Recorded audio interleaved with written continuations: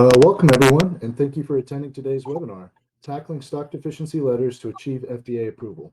My name is Jeff Mann. I'm a Physical Threat Intelligence Analyst with the Health ISAC, and I will be introducing today's speaker from Medcrypt.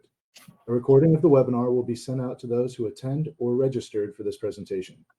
Today, we will be hearing from Naomi Schwartz.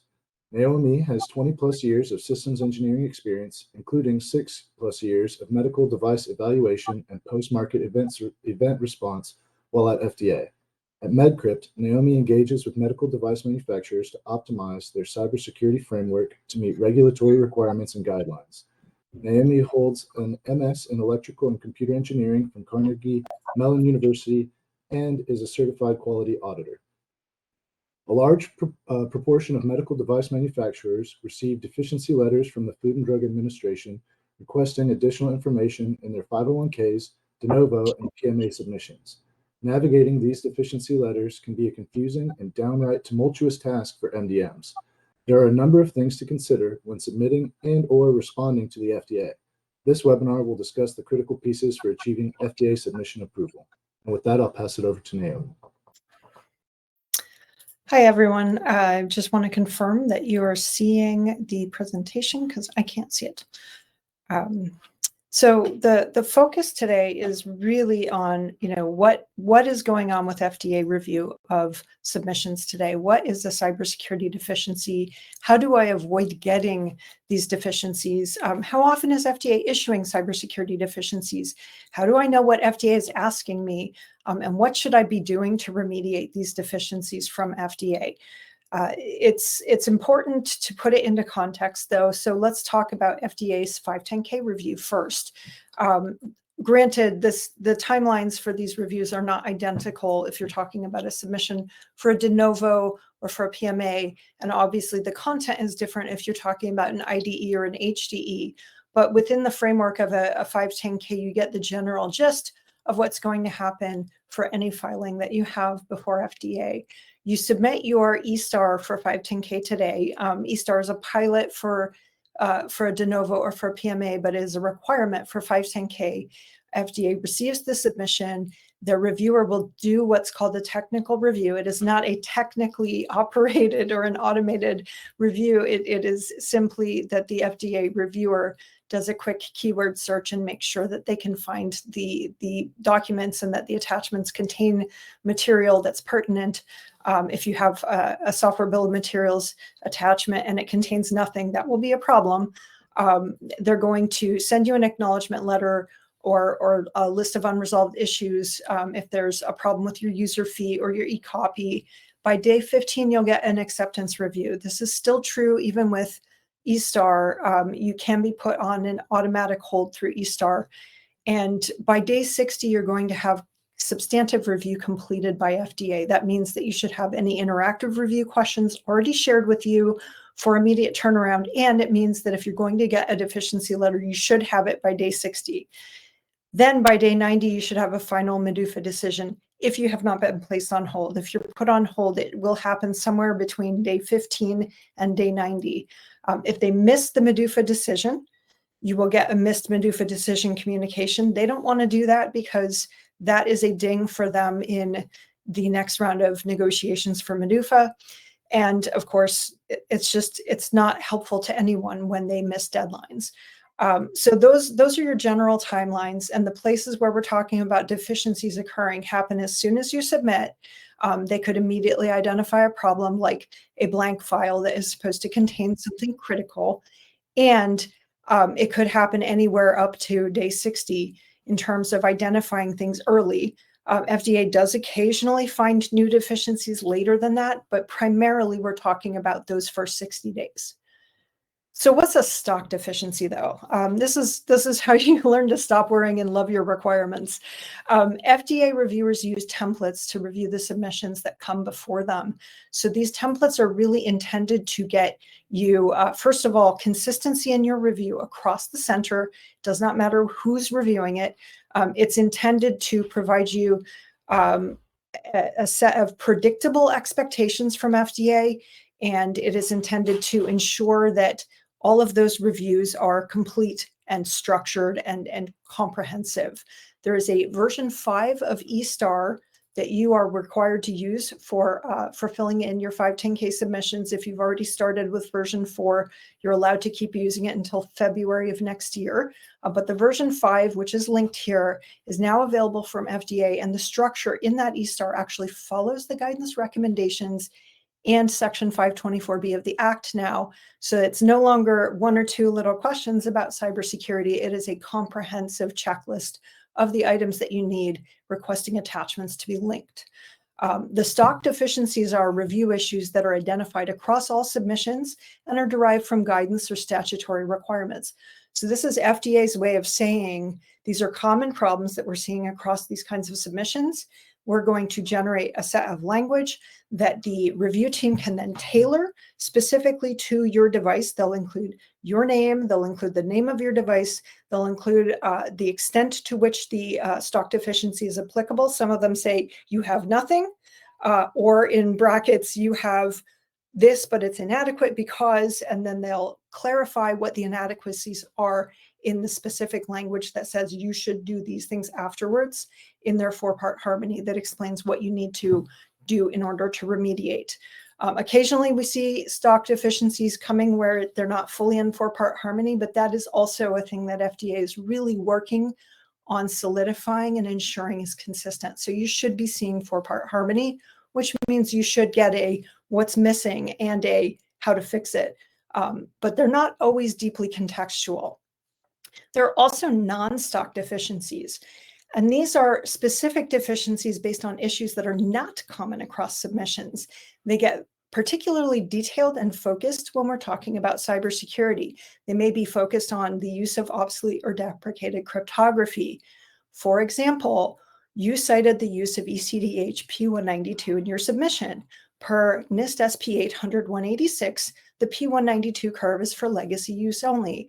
It does not provide adequate security strength. It's fewer than 80 bits of security, in accordance with this table from a separate NIST special publication 800-57, Part 1, Rev 5. So the point that we're trying to make here, though, is they really are asking deep questions about what you're doing. They will ask you about obsolete cipher suites if you're using 1.2. They will ask you very specific information about the tools that you're using, the methods that you're using, the cryptographic algorithms, and they're going to go back and cite all of these NIST documents and best practices. And you need to be following those and keeping track of them. You should also be paying attention to what is showing up in the news about quantum proof encryption, because there will come a time where quantum computing starts to break current algorithms in use, but it's not an issue yet. Just keep it on your horizon.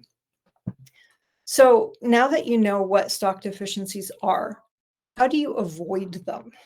And by that, I mean, don't get them in the first place. We are really trying to emphasize to people that it is time for manufacturers to step up and make sure that you're not just squeezing somebody from your software development team into this role, or someone from quality, or somebody from Reg Affairs and trying to train them up, but actually go out and hire security professionals. 21 CFR 8/2025 requests that you have sufficient personnel with the necessary education, background, and training. In other words, real skills to assure that the activities required are correctly performed. And when we're talking about the requirements under 524B, we're talking about pre-market and post-market. We're talking about security risk analysis and management. And we're talking about, deeply tying that back into your overall development lifecycle so that you're using secure software development lifecycle practices and you're implementing something like a secure product development framework. Note that FDA's guidance talks about an SPDF and claims that it is optional. It is optional, but if you implement an actual SPDF, you accomplish most of what the guidance asks for in a way that's very structured and clear and easier for FDA to review. So it is an option. It's not the only way to do it. You can do something like an SPDF. You just need to help FDA see how what you're doing maps to what they're asking for. That said, you really should be leveraging that final pre-market guidance. Embed your cybersecurity documentation into your quality system. Deeply tie all of these components back to each other. So when you're talking about your post-market management process for vulnerabilities, you should be focusing on tying it back to other parts of your quality system, like complaint handling. Complaints can be a great source for information about cybersecurity events, like CAPA and root cause analysis. Each of these documents should have some reference to some part of your cybersecurity processes that explain how these things all fit together.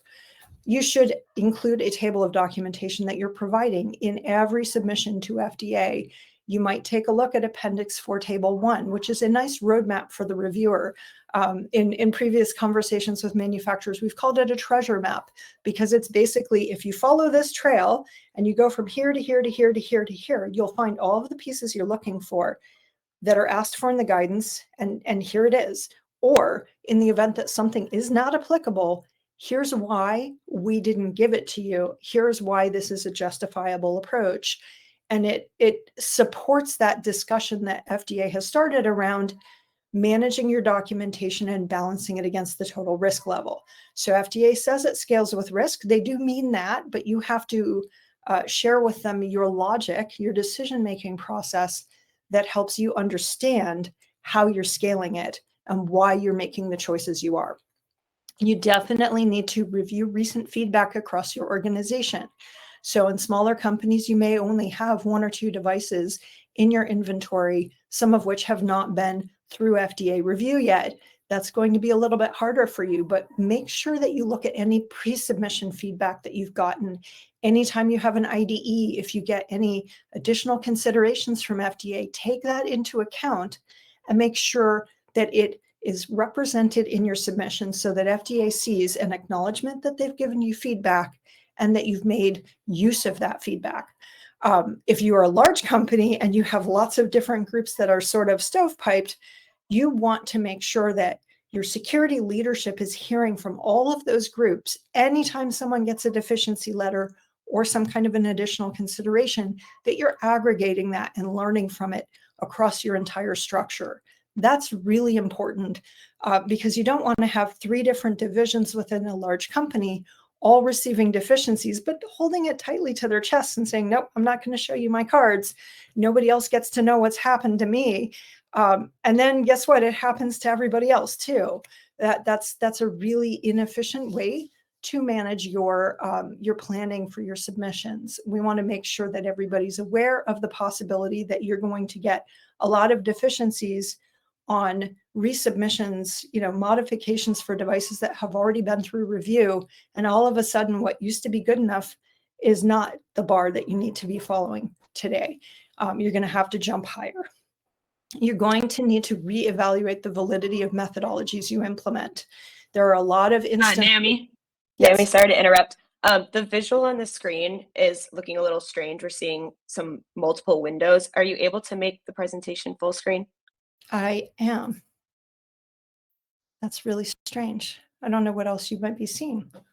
Okay. That looks good. And we can also see the mouse scrolling. So if you want to slide that to the side. Hold on a second. I need to get, this is not working for me well. All right. Is that better? Yes, there's still some around the border, but that's a better visual than before. I really wish I could see what you're seeing. I have this full screen. Let me try it over here. Is that better? No, that's about the same, but that looks fine. We can read it. Okay. Okay, so continuing with the discussion about avoiding deficiencies, you should ask FDA for a pre-submission if you have the opportunity. So this is like question and answer pre-submissions. They take about 75 days for FDA to respond to your submission, but it's really a free opportunity for you to ask FDA anything. Anything related to cybersecurity, you should be very specific. So you can ask FDA a very important question: is my device a cyber device? If you are unsure about that, For a little bit of clarity, if your device has any possibility of being connected to the internet, even if you don't have networking on board it, if you have a USB port through which I can connect a little dongle that connects it to the internet, you can be connected and you are a cyber device. If I have to open up the case and tear it apart to get to a USB port and it's not externally facing, that is different. But FDA has said explicitly at recent meetings, if you have a device that has a port that can be used to connect something, whether it was intended to be that way or not, it is a cyber device. If you have a cyber device, you might also ask FDA, about the part of the guidance that says device cybersecurity design and documentation are expected to scale with the risk of the device. I'm going to give a couple examples. You might have a software as a medical device that takes some data input and generates some recommendations that a physician is going to sign off on, and then pushes, changes to a patient's testing or treatment profile to a patient portal. That is a different level of risk than a device that is automatically dosing a drug. Automated insulin dosing algorithms are a perfect example here, where you have a life-saving drug that in the wrong dosage could lead to death of the patient. So you really want to have a good understanding of the cybersecurity to ensure integrity for that device. The amount of documentation you need may be different between those two different types of submissions. You may have different requirements in terms of integrity and in terms of availability. If you have a system that is going to be providing some kind of life rescue, like a defibrillator, you want availability to be super, super high. So you're going to have very different kinds of documentation in terms of the total scale, but you probably still need full coverage if it's a cyber device. You need to explain at least, approximately something for every single category of information requested in the guidance. Another question that I strongly recommend manufacturers take before FDA is to talk about your threat model and ask the review group, does my model appear to adequately cover the device and its end-to-end components? If it's talking back to the cloud, that's part of your ecosystem and it should be covered in an end-to-end threat model. If it can be patched over the air, connected through a physically present technician, but connected to the internet only by that technician, you still want to cover all of those aspects in a patchability use view. If you need to see other views, multi-patient harm view, you want to share those with FDA and make sure that you're understanding what they're looking for.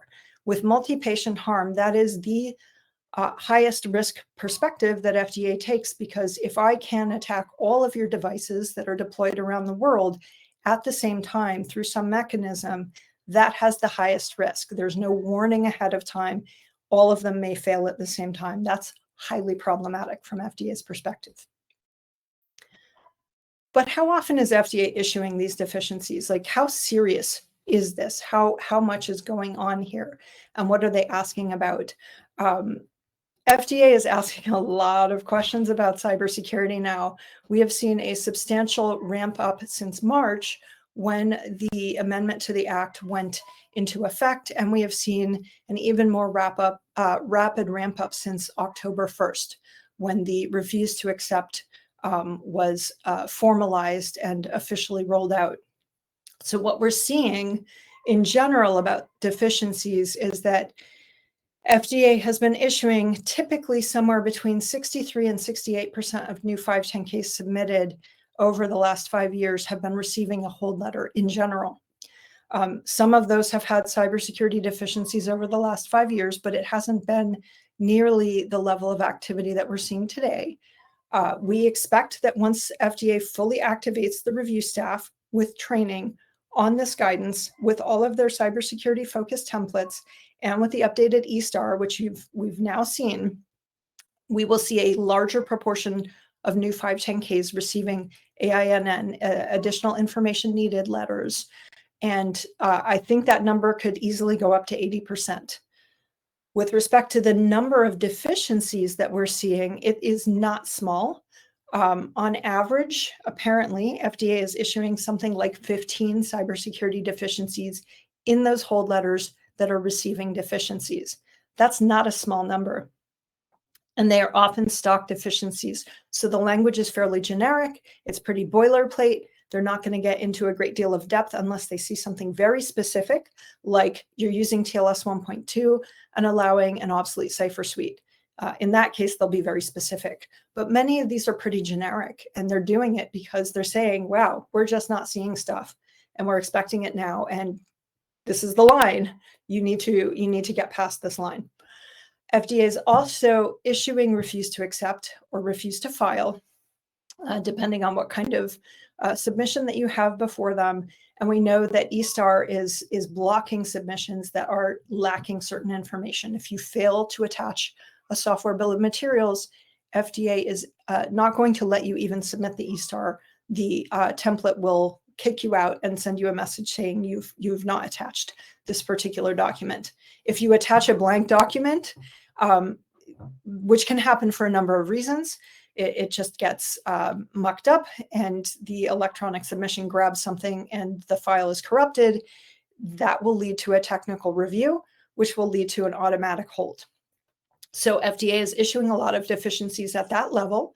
They're also issuing stock deficiencies, and then they're also issuing not substantially equivalent rulings, NSEs, for 510K. I suspect that there will also be not approvables for PMAs, and de novos not granted for similar reasons. So you want to make sure that you're staying ahead of this and avoiding those deficiencies. But if you see the deficiencies, really take them seriously, fully investigate what FDA is looking for, ask for help if you're not sure, and get them fully resolved, because FDA will issue an NSC finding for cybersecurity alone today. Some deficiency hotspots that we're seeing. This is a broad set of categories. We are seeing individual stock deficiencies relating to confidentiality controls, integrity controls, and availability controls. This means that FDA is not just looking for a list of mitigations that you enumerate, but that they want you to tie them to the particular area that they have an impact for. So if I have a mitigation designed into my system that affects confidentiality and integrity at the same time, I need to tell FDA that that mitigation applies to confidentiality controls and to integrity controls, or only to one of the three categories. They might even ask you to be more granular and talk about authentication and authorization specifically. But what they're doing is saying, when we see your list of controls, we want you to map them out for us. What is this achieving with respect to what the guidance is asking for? They're asking questions about detection, monitoring, logging, and alerting of security issues. They want you to build into your device design the capacity to identify if something is going wrong with your device. Many devices are not capable of doing that today. You need to tell them at least what extent you are able to identify such things. I'll give an example. If you have a mobile medical app and it is running on a jailbroken or rooted mobile device, usually these are bring your own devices, you want to know that that device is probably not safe for your mobile application to run on. And you don't want to have an automated insulin dosing system, as an example, running on a jailbroken or rooted device, because it could behave in very unstable ways, or somebody might be piping data off of it in a way that violates your confidentiality controls, or they might be able to inject new data in a way that violates integrity. So you want to know what you can do to detect these things and to notify the user, hey, you have a jailbroken phone. You should not be using that for this particular medical application because it's very dangerous. They will issue those types of deficiencies, and they are really looking for a little bit more assertive approach in terms of being able to monitor and log and alert the user and alert the manufacturer as well if a security issue is identified. They're asking a lot of questions about updating and patching mechanisms. There is not a requirement today from FDA that says you must patch over the air, but it is highly encouraged, because if you can patch over the air and you have a full-scale failure mode for all of your devices and you have tens or hundreds of thousands of them deployed, it is not practical to go out with technicians and address each device individually for patching. And it comes to a point where you really do need to be able to just push software updates and feel confident that you can confirm when they've been fully implemented, that they have been successful. If they're not successful, that you know which devices need to be reevaluated and possibly have a more hands-on approach. You want to have confidence that your software patch is authentic, that it has the integrity that's necessary. So you want those patches to be signed. You're going to need to explain to FDA how you maintain chain of custody if you have a sneaker net approach to patching your systems. If you say to FDA, oh yeah, well, we use thumb drives, and you don't have chain of custody for those thumb drives, you may be introducing malware in the process of updating your systems. And that is really dangerous. FDA may issue a deficiency about software bill of materials. It's either not there or it's not complete. And we'll get into more detail about that later. They may issue a deficiency about security testing, which can encompass a lot of different things. They may ask about fuzz testing or static and dynamic analysis. They may ask you about code reviews. They may ask you about penetration testing. When they issue these deficiencies, they'll get specific about what they did and did not see and what they expect you to provide. If they talk about penetration testing, they're looking for it to be recent, end-to-end, covering all aspects of the system, including any cloud services that are connecting back to the rest of the ecosystem, even if those components do not have medical device functions themselves, because those functions also have an impact on the medical device functions. So that feeds back into the multifunction system guidance and whether or not you need to characterize the whole system. You don't need to give them all of the software documents for a non-medical device function, but they do have to account for all of those functions in your cybersecurity documents. You may have questions about the impact of off-the-shelf software or open source software, generally referred to as SOUP, on cybersecurity. FDA is looking for you to acknowledge whether or not these things are being maintained by their distributors, their suppliers, what risks are associated with using libraries, whether or not any of them have known vulnerabilities or even worse, known exploits, and how you're going to handle it if you have unsupported software that turns out to be exploitable. You need to have a plan. They're going to look for an impact of unresolved anomalies. And we're not just talking about software with vulnerabilities here. We're talking about software anomalies in general, bugs that may be present that could have an impact to cybersecurity. So you may have a bug that leads to some kind of a race condition that could lead to a data integrity problem that could be caused by an outside actor.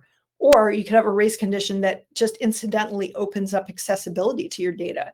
Those types of anomalies need to be not only managed from a risk perspective for software failure modes, but considered as part of your evaluation of weaknesses in your system design for cybersecurity.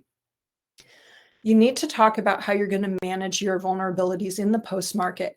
So if your timestamp today says, we looked at our software bill of materials, amazingly, we only have 2 CVEs associated with them, and they're all very low risk.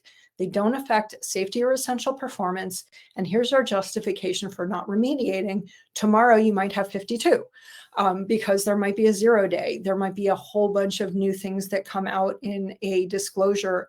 And all of a sudden, you have a software package that is blowing up in your face. You need to have a plan for managing it, and you need to have a cadence at which frequency you're going to check for new vulnerabilities associated with your software bill of materials, which incidentally feeds back to, is your software bill of materials complete? Because if you don't have a high quality SBOM, you really don't have visibility into the management of your vulnerabilities. The last and most frequently asked deficiency relates to labeling. In the past, people have had very, very little labeling associated with cybersecurity in devices. Those include home use devices, point of care devices, and major hospital equipment. Picturing any kind of drug injection pumping system or an MRI system or huge capital equipment. All of it today must have some kind of cybersecurity labeling. That might be a home use device that has notes in the labeling that say, do not use this with a jailbroken or rooted phone. Do not connect this, or first do your pairing for this device in a Starbucks or some other place that has a really unhygienic network environment. Do not set up your device in a place where you might have electromagnetic interference, like you're hanging out at the airport one day and you just decide it's the right time to pair your new medical device with your mobile phone. You might have problems because there are 150 people within 30 feet of you who are all using Bluetooth low energy devices at the same time, and it might really struggle to connect in that environment. FDA is looking for you, the manufacturer, to make people aware of the consequences of using these connected devices in an environment where they may struggle to do what they're supposed to, and where that might lead to some kind of vulnerability to your system. So your labeling really needs to step up. You need to give a lot more information. For a hospital device, you need to give the engineering team enough information to set up their networking infrastructure to protect your device and to protect them from your device. So you get a deficiency. How can you tell what it means? What is FDA actually asking you to do? Some of them aren't very specific, and that kind of gives you a hint. That's a stock deficiency. This particular one says, I'm not going to read the whole thing, you don't have adequate cybersecurity controls implemented to address cybersecurity risks and vulnerabilities. They point back to the section of the guidance that talks about it. If you read this properly, you're going to realize that this came out of the old guidance. This is a reference to the 2014 pre-market guidance, because Section 5 is not the same. It was issued before the new final guidance came out. What does that mean? Well, you still have to answer it. You can point to the new guidance in your answer and say, per this section of the new guidance, this is how I'm going to respond to it. But you have to address cybersecurity controls, regardless of the language used in the deficiency. Point it back to the new guidance and answer it. It's a pretty general question. How do you answer it? Well, you walk through it step by step. What are they saying? You should be providing me with a document that tells me all about my cybersecurity controls to address my cybersecurity risks. The word that's missing in here that I read into it is traceability. FDA wants to see you trace. I did this risk assessment. Here's my control. Here's my validation for it. All of these pieces string together, and I tie it up nicely for you. And I package for you in a way that makes it super easy to follow the storyline. I did a threat model. I did a risk assessment. I took that and fed it into my requirements. I confirmed that I've done the design and the controls for most of these. Oh, we discovered a new threat that we wanted to make sure we mitigate. We created a new mitigation. We got to validate all of these things. And here's where it all is. And here's traceability back to all of those different places where we confirm. We report out on all of the things that we're doing from a planning perspective. FDA is not going to review all of your plans. They don't necessarily need to see the SOPs behind all of this, but they want to see the reporting that shows that you did the things that you're supposed to do. And that's how you answer it. You walk through the guidance and make sure you identify the controls and the attributes, confidentiality, integrity, availability that they protect in each instance. Because the one or two things that you forget to mention, if you go through the whole list and you have one or two things that are outstanding and you don't trace them to controls, FDA is going to point to those in a subsequent interactive review question and say, oh yeah, you gave us 90% of the stuff, but what about this last piece? And they may tell you that they perceive risks that you didn't note, and you're going to have to account for those. So what should I do to remediate? How do I deal with this? Here's a different stock deficiency. You provided a software bill of materials in Appendix 40. Your software bill of materials does not appear to include all baseline attributes. That's a problem. Baseline attributes include the supplier information. They include the name of the software component. If you fail to identify one of those things, you may have a software component that has a name that is identical to 5 other software packages out there, where only knowing the supplier will tell you which actual library are you using. FDA is referring to 2 different documents. historically for elements of software bill of materials. The previous citations were mainly focused on the minimum elements for a software bill of materials from the NTIA. That is no longer adequate information according to FDA. Now they're pointing you to a newer document that is called Framing Software Component Transparency, establishing a common software bill of materials. The transparency document refers to baseline attributes, which include minimum elements and things that the minimum elements document refers to as optional. So now you're stuck with the situation of, do I only capture my minimum elements? Do I capture minimum plus baseline attributes? What happens when I have all the minimum elements, but I'm missing some of the baseline attributes? An example of that is that the transparency document asks for the hash of the component, but the minimum element says it's only a recommended data field. If you don't have the hash for every one of your software components, which is a fairly frequent occurrence, how do you tell FDA about it? First, you give FDA what you do have to the best of your ability. Otherwise, you have to note why you don't have it. And in some instances, it's just not available from the vendor. That's all there is to it. But if you don't include the field, FDA is going to tell you that you should be including the field.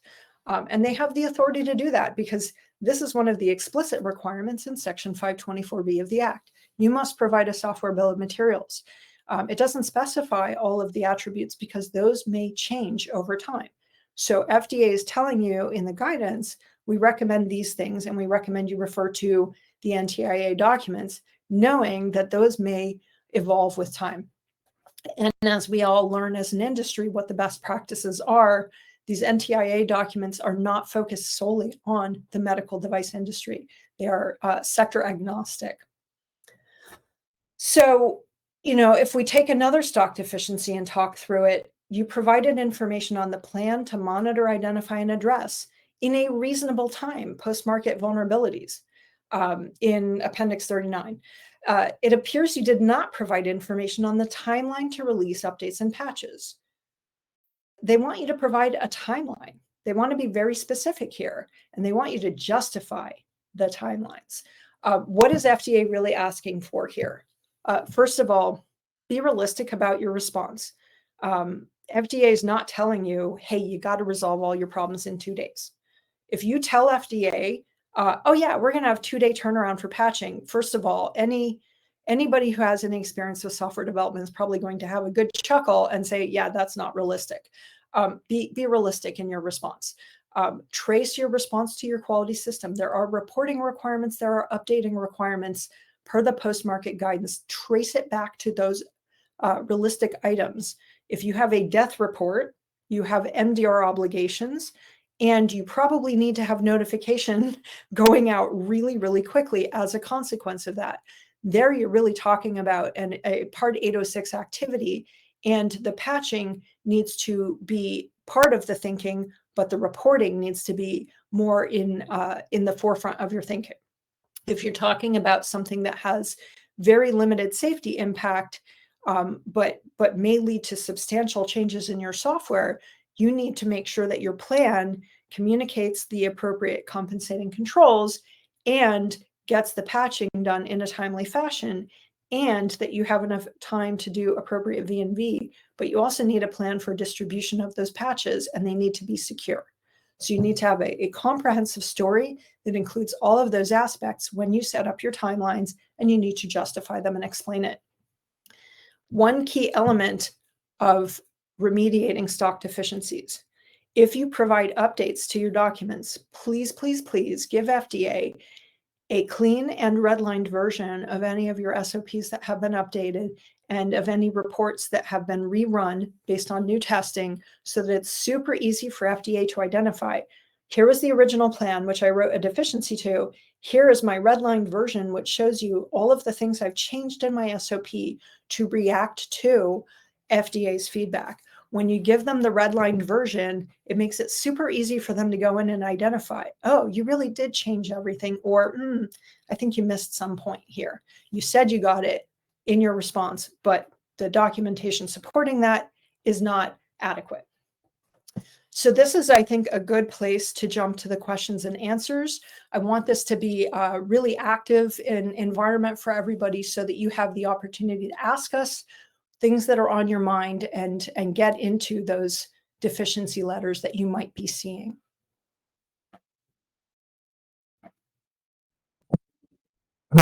Great, Naomi. So our first question that we have is, what is SPDF? Sure. So SPDF is a secure product development framework, and you can find examples of SPDF in a variety of different places. But really, the resources that you should be looking for a secure product development framework are ones that are commonly being used. So you want to look for information from groups like HISAC and the JSP explaining how to do security properly, and really consider those. The FDA guidance talks about an SPDF and can give you some suggestions about the right way to implement one, or you can follow the guidance and figure out what pieces you might include that would be representative of an SPDF. Thank you. And then our next question, as far as these deficiency stats, what is the source? FOIA requests? No, Medcrypt has been supporting a number of clients over the past couple years, and we've accumulated a list of deficiencies, which we have anonymized and de-identified so that we can share them with all of our clients. And so in addition to that, while I was at FDA, I helped write the stock deficiencies, as did Seth Carmody, who is our VP of Regulatory Strategy. So it is both a combination of me mining my memory for things that I know we were asking, and mining Seth's memory, and one of our consultants, Eugene Wasserman, also helped to write those. But it is also just mining additional information, needed letters that we are seeing from our clients that we're helping them to resolve, so that we can help other people understand what kinds of situations are occurring in terms of the cybersecurity stock deficiencies. Separately, the deficiency statistic, where we cited 63 to 68%, that comes from the MEDUFA reporting. So FDA is required to provide, under the MEDUFA goals each year, a performance report that explains, proportionally how many of the different types of each submission that they receive are receiving deficiencies, how many NSCs do they issue for 510Ks, how many not approvables do they issue for various types of PMA submissions. They are asked under MEDUFA goals to provide that information so the industry can adjust the approach that's being taken, and so that medical device manufacturers have some insight into how FDA is behaving. Great. Our next question is, how much effort do you need to put into explaining why some threats may not be relevant? For example, if you were a test in a lab versus a pacemaker. Sure. So your evaluation of your threats needs to be explained in the context of your architecture and your implementation.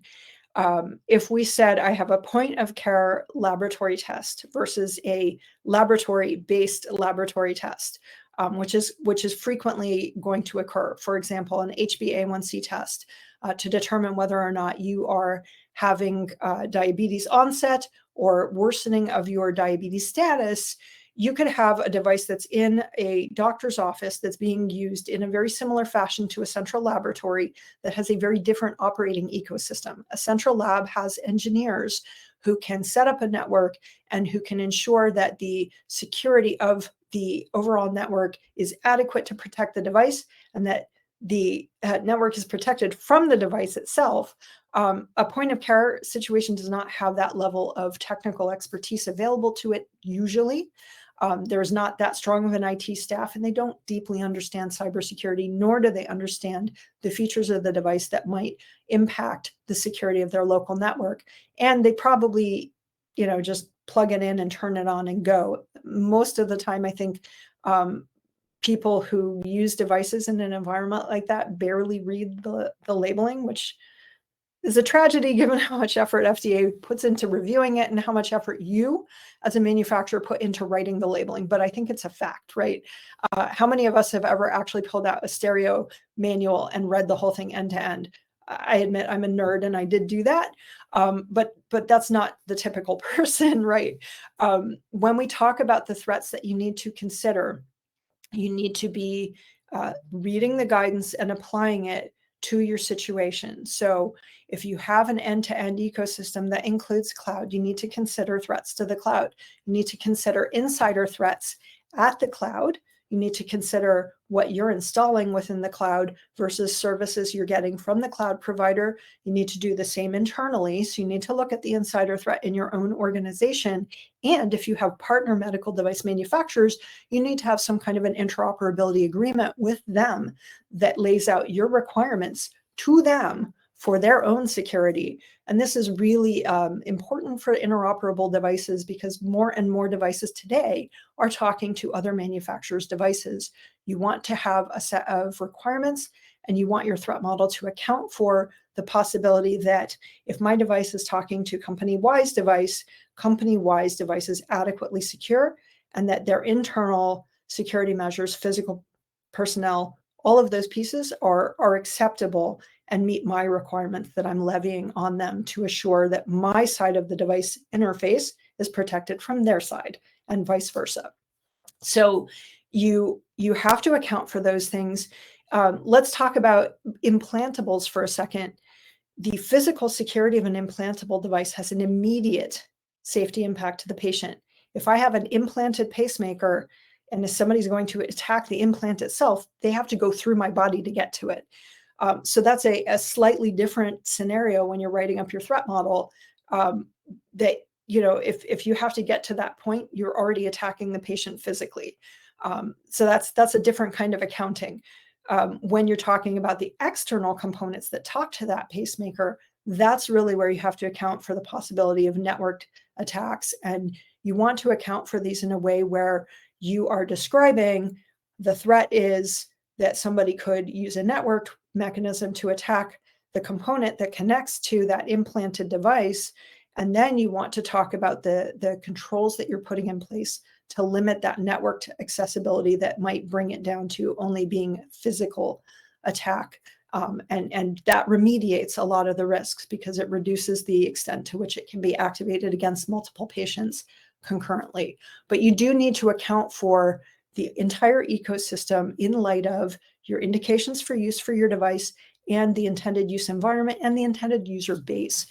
Because if the user base is a physician in an operating room who has a hospital engineer at hand to support security, that is very different than it's Joe down the street who lives with type 1 diabetes and has, you know, his ecosystem set up in his home network environment, which is very, very unsanitary and may facilitate an attack. Agree with that. So the next question, can you talk about the different views required? Should they be part of software architecture or are they additional views? The different views. So FDA asks for a number of different views, and you should provide all of the views that they ask for.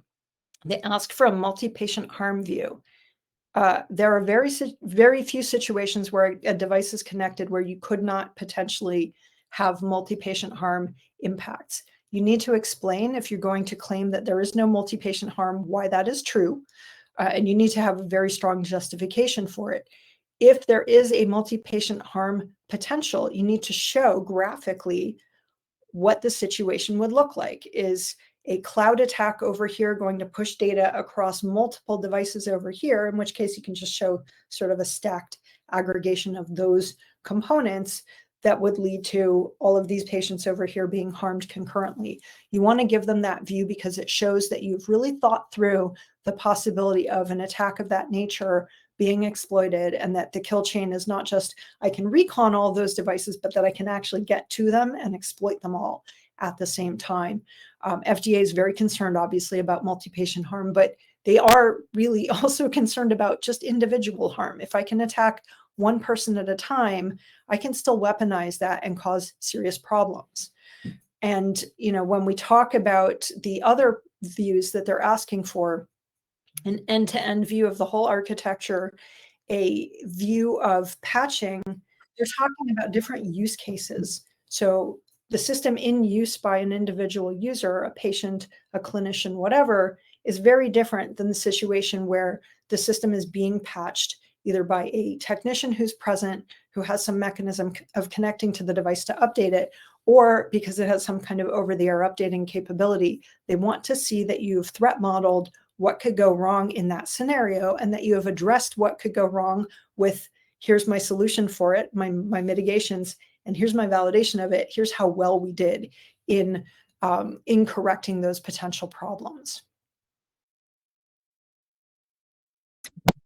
Awesome, thank you.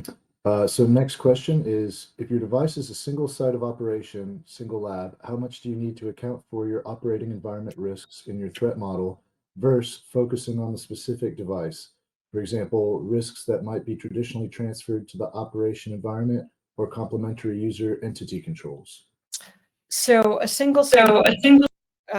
you've got one lab that's operating your device, but you might have 10 devices in it. You might have 100 devices in it. Am I understanding the question correctly? Just give a thumbs up with the reaction. Okay. If you have a single site, you still have to account for the possibility that there is a malicious actor within that facility.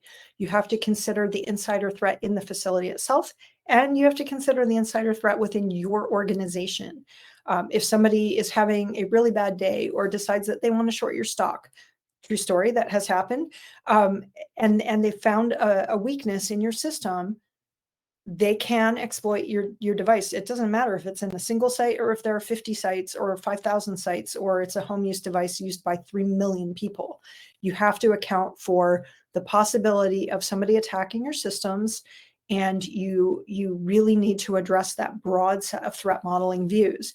Now, again, scales with risk. So if there's not a lot of risks, your threat model should be focused on the assets that you're supposed to be protecting, the threats that could occur to them. So what is the data being stored in one place? Is it being transferred to another place and stored there? Transferred to many other places? Do you have a bunch of endpoints? You need to address what could go wrong with each place it can be stored and each transfer, what the protocols are and how it's being shared, how it's being protected during those transfer events, how it's being protected in its stored state, and account for all of those aspects when you look at the threat. You should apply a threat methodology like STRIDE or ATT&CK or, kill chain or something like that, because it is a methodology that's intended to elicit all of the different potential places in your development lifecycle where a threat could occur. The threat could be occurring at the supply chain. So you could have a software supplier that's introducing malware into your ecosystem that you don't catch. You could have a chip manufacturer introducing Easter eggs. You need to consider those things and try to account for them as best you can. That includes things like supply chain analysis and your confidence in, that Nordic RF chipset that you're going to introduce into your CGM, for example. Great. Next question is, what is considered a reasonable timeline for cybersecurity post-market surveillance? That depends a little bit on your environment, and it depends on the connectivity of your devices. But in realistic terms, we have to tie it back to all of those other aspects of our quality system. You need to be able to react to a situation where you have a patient harm event.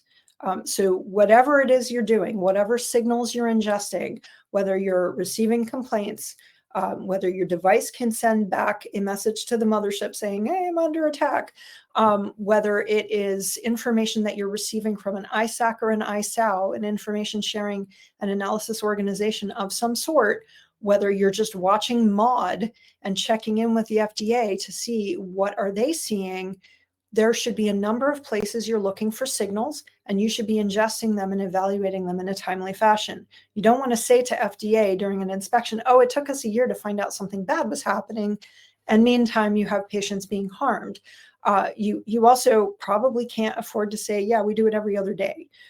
So there's something in between that you need to account for, and you need to tie it back to the types of signals you're ingesting and how you're going to react to those. You do want it to be able to be traceable to complaint handling and MDR reporting requirements, because if you do get a death event and you receive information about it, you got to follow up within 5 days. That's a requirement. And that's not just FDA, right? That's 13485. You have to be able to react to reports of certain types within a fixed amount of time. FDA's post-market guidance lays out some information for you to help you make decisions. There's some 30-day and 60-day numbers in there that you should take into account when you make decisions about how fast you're going to be able to react to things. If you can't react to something in a 60-day timeline, you're going to be in trouble. You need to be able to communicate to people pretty rapidly when something is happening, and be able to start making plans, at the very least plans for patching the system if you have a failure mode that is significant and can lead to some kind of a safety problem.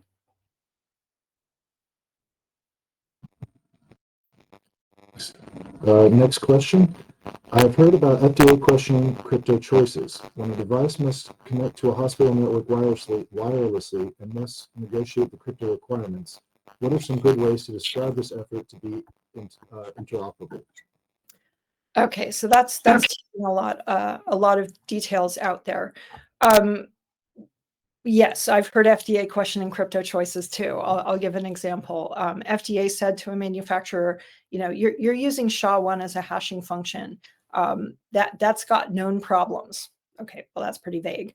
What do you mean? Or you're using AES 128 and that's just old and it's not very good and it's got known problems. Well, are we talking about the Grover paper? What exactly are we talking about? What is the level of weakness that we're talking about? SHA-1 is not deprecated.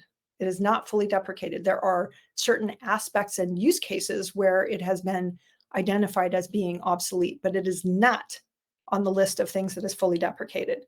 Neither is AES 128. That doesn't mean that it's good and strong and really adequate.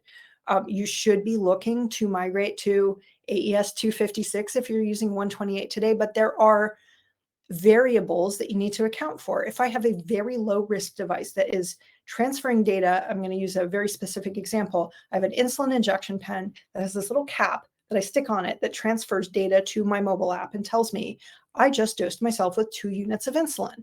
And it's insulin from this pen, so it's this basal, and it's from this manufacturer, and it's this brand, and all of those details. And this is the concentration of it. That's just an electronic diary feature. That's not very high risk. On the other hand, if you have an automated insulin dosing system with pump from this company and a CGM from this company and an algorithm by this company, and you have data transferring back and forth between the two of them, you better have a really strong crypto suite set up between each of those, where each of them can authenticate the other, evaluate the authenticity of the data that they're sharing, and have some signatures going back and forth in there, and have confidence, have trust, that fundamental trust that data is quality, that it came from the right source, and that I shouldn't reject it and stop what I'm doing and raise a red flag and say, hey, patient, warning, Will Robinson, there's danger. You've got to feed back into that risk level that's associated with your interoperability to address how much strength you need in your cryptography. So the answer, unfortunately, as is often true from a current or former regulator, is it depends. But you really should be able to describe that to FDA in a logical and carefully laid out argument, and not just say, well, it's good enough today, because probably in a few weeks or months, it won't be good enough tomorrow.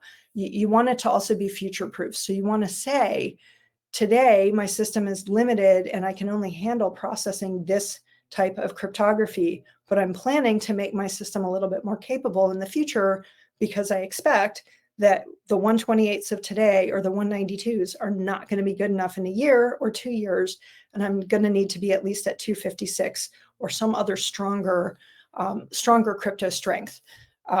So you do want to talk to FDA about your plans of ensuring that you're future-proof.